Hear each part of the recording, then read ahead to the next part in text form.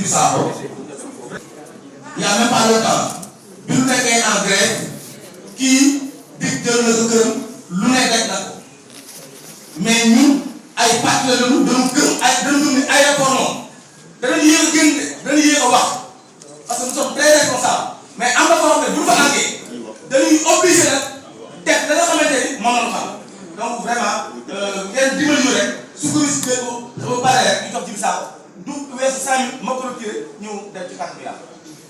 Merci beaucoup, Mamadou. Bonjour tout le monde.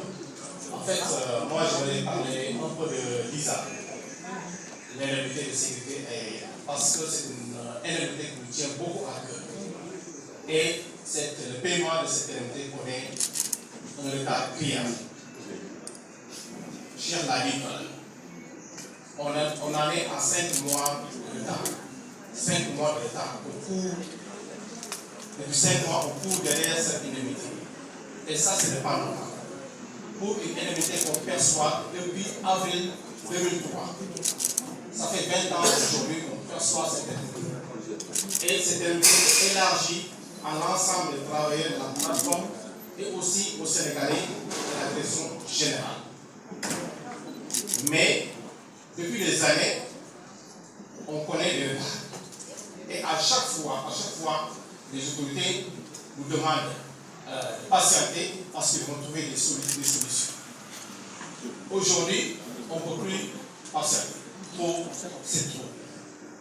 Ça fait des années aujourd'hui qu'on court derrière cette indemnité-là. Et ce retard concerne les agents de la secteur. Il y a aussi un autre aspect de l'ISA, c'est-à-dire l'augmentation. Depuis qu'on a déménagé à DAS, il y a eu une augmentation de cette prime-là comme accompagnement. Mais ce n'est pas tout le monde qui perçoit cet accompagnement-là. Donc, les autorités nous avaient rassuré que cet accompagnement-là allait être généralisé à tout le monde. Et depuis lors, rien n'est fait. Donc, cette indemnité connaît non seulement un retard de paiement, et le problème aussi de généralisation. Ce qui fait qu'aujourd'hui, les travailleurs sont très, très frustrés. Comme je l'ai dit la dernière fois au ministre, nous sommes des responsables. C'est nous qui jouons le rôle de médiateur entre les autorités et la base. Actuellement, la base est très, très remontée contre les autorités. Donc, trop, c'est trop. Nous, on a fait notre rôle. On a joué le rôle de médiateur jusqu'ici, on a calmé la base jusqu'ici. Mais ce n'est plus possible. La base est dans tout ce cas. Un préavis de grève peut survivre d'un jour à l'autre. Nous appelons donc les autorités. Nous les appelons pour qu'ils règlent cette arriéré une bonne fois pour toutes. Nous demandons que l'ISA soit payée de manière régulière. Parce que dans le contrat, ce qui est écrit, c'est une indemnité mensuelle.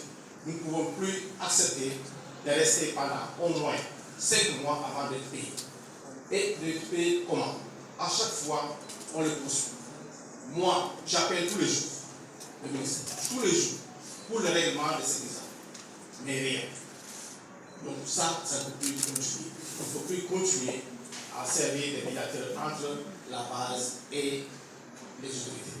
Donc, que les gens ne soient pas surpris si les travailleurs déposent un préavis pour réclamer le paiement de cette visa. Ça peut arriver d'un moment à l'autre parce que nous sommes fatigués. Nous sommes fatigués de servir les médiateurs en tant que secrétaire généraux. On a calmé la base depuis longtemps et cela ne peut plus continuer. Donc nous demandons aussi que l'augmentation de l'ISA accordée aux agents de la représentation de la SECNA, cette augmentation est bloquée depuis quelques mois.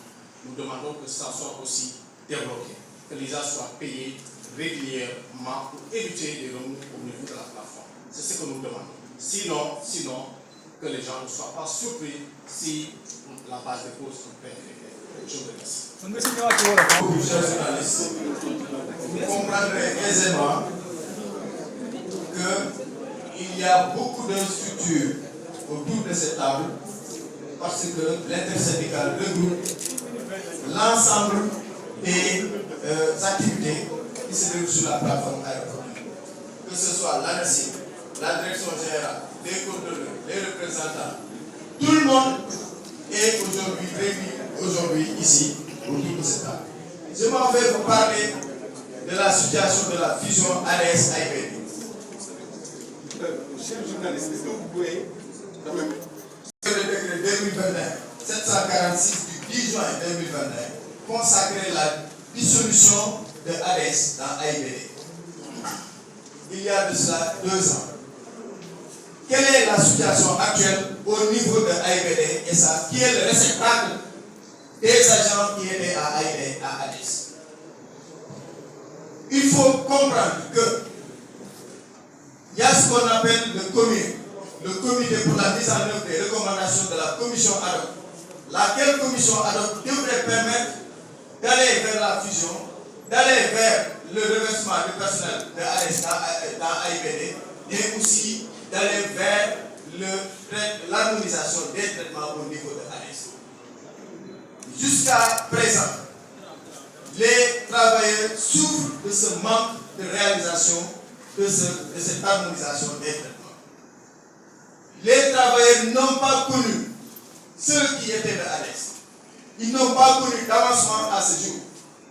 C'est-à-dire 2017, 2018, 19, 20, 21, 22, 23, aucun travailleur n'a connu un avancement. Et les avances sont réglementés parce que sont réglementés à travers une commission paritaire. Absolument rien à l'horizon. Nous nous démontrons qu'il y a une volonté ferme de procéder à ces commissions paritaires parce que pour qu'on y arrive, il faut déjà mettre en place des termes de référence. S'il n'y a pas de termes de référence, point de commission paritaire. C'est-à-dire que là, la volonté n'existe pas. Aussi les reclassements. Ça veut dire que les travailleurs qui étaient en l'état en 2021, aujourd'hui, souffrent toujours de ce manque d'avancement. Je vais aller très vite. Aussi, j'ai parlé des reclassements, mais aussi le fait que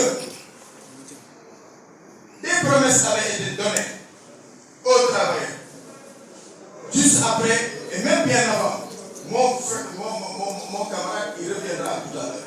Moi, je vous demande aujourd'hui, si le président de la République prend une décision et que cette décision manque d'être réalisée, on est en droit de se poser la question, mais que vaut la parole du président de la République si elle ne peut plus être réalisée? 80 hectares ont été octroyés aux travailleurs. Par la suite, on nous parle de 50 hectares. Aujourd'hui, on nous parle de Cessnor. Nous demandons que les directives qui ont été données par la plus haute autorité de ce pays soient respectées à l'endroit des travailleurs. Ça, c'est une exigence. Vous avez tout à l'heure vu les contrôleurs parler. Vous avez vu les techniciens parler. Les exploitants sont en train de parler. D'autres prennent la parole. Nous sommes en train d'arrêter parce que nous sortons rarement. Mais si nous sortons, c'est parce que la situation est critique. Et arrivé à un moment, nous ne pourrons plus retenir donc les travailleurs par nos mains, nos frères mains, nous les laisserons agir, c'est-à-dire qu'une plateforme